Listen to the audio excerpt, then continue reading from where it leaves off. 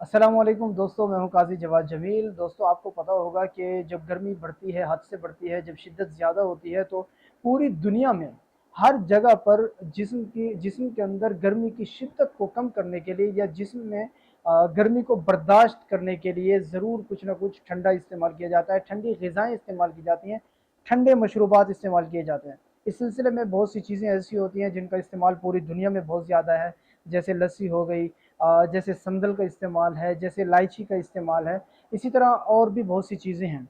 लेकिन यहाँ पे कुछ 1-2 गलतफ़हमियाँ भी होती हैं और वो ये होती हैं कि लोग जो है ये कोल्ड ड्रिंक्स जो होते हैं ये ज़्यादा इस्तेमाल करने लग जाते हैं, चाहे वो कार्बोनेटेड हों या सोडा ड्रिंक्स हों। तो ये इनका इस्तेमाल बहुत ज़्यादा हमें देखने को मिलता है। लेकिन यहाँ पे इस बात का आपको इल्म होना चाहिए कि ये दोनों चीज़ें, ये कोल्ड ड्रिंक्स जितनी भी हैं, चाहे सोडा है या कार्बोनेटेड हैं, ये गर्मी की शिद्दत को बिल्कुल कम नहीं करते। बल्कि आपने महसूस किया होगा कि जब आप ये कोल्ड ड्रिंक पीते हैं, तो उसके कुछ ही देर के बाद आपको प्यास शिद्दत की लगती है, ठीक है? तो जिस्म के अंदर जो पसीने की वजह से जिस्म में जिन-जिन मादों का इखराज होता है, तो जिस्म के अंदर जो कमी हो जाती है, नमकियात की कमी होती है, जो भी कमी होती है, तो उसको पूरा करने के लिए जिन चीज़ों की ज़रूरत होती है, तो कोल्ड ड्रिंक्स उस कमी को कतई तौर पे पूरा नहीं कर सकते। इस बात का आपको इल्म होना चाहिए। तो मैं आज आपको एक ऐसी अजीब चीज़ बताता हूँ। गुज़श्ता आपने मेरी वीडियो देखी होगी, लस्सी के मुतालिक भी देखी होगी और संदल के शरबत के मुतालिक भी देखी होगी, लेकिन मैं आज आपको एक अजीब चीज़ बताने लगा हूँ और वो है हमारे इलाकों में, हमारे पाकिस्तान में उसका इस्तेमाल गुज़श्ता कुछ सालों में बहुत ज़्यादा था। धीरे-धीरे उसका इस्तेमाल कम होता जा रहा है, जो जिसकी तारीख़ जो है सदियों पे मुहित है और सदियों से पूरी दुनिया में एक सिलसिला चलता आ रहा है और इसका इस्तेमाल होता रहा है। जिस्म को ठंडा रखने के लिए, जिस्म को तस्कीन बख्शने के लिए बहुत ही मुफीद चीज़ है।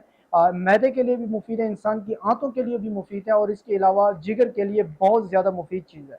और गर्मियों के मौसम में आपको पता है कि जिगर के लिए तो बहुत सी ऐसी चीज़ें इंसान को ज़रूरत पड़ती हैं कि जिसका इस्तेमाल बंदा करे तो थोड़ा बहुत जिगर भी ठंडा रहे। मैं बात कर रहा था सत्तू के मुताल्लिक।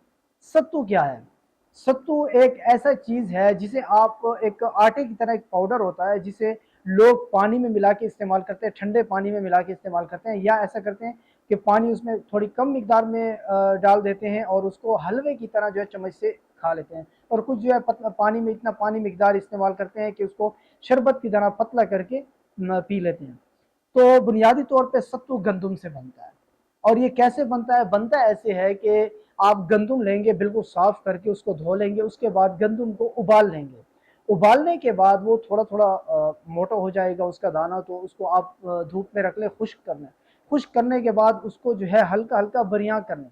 बरियाँ करने का तरीका ये होता है कि किसी तवे के ऊपर या किसी ऐसे बर्तन, खुले बर्तन के अंदर डाल के उसको साथ-साथ चम्मच हिलाते रहें और उसको नीचे हल्की-सी आग जलती रहे, तो हल्का-हल्का दाना जो है वो गर्म होगा और थोड़ा-सा ब्राउन हो जाएगा।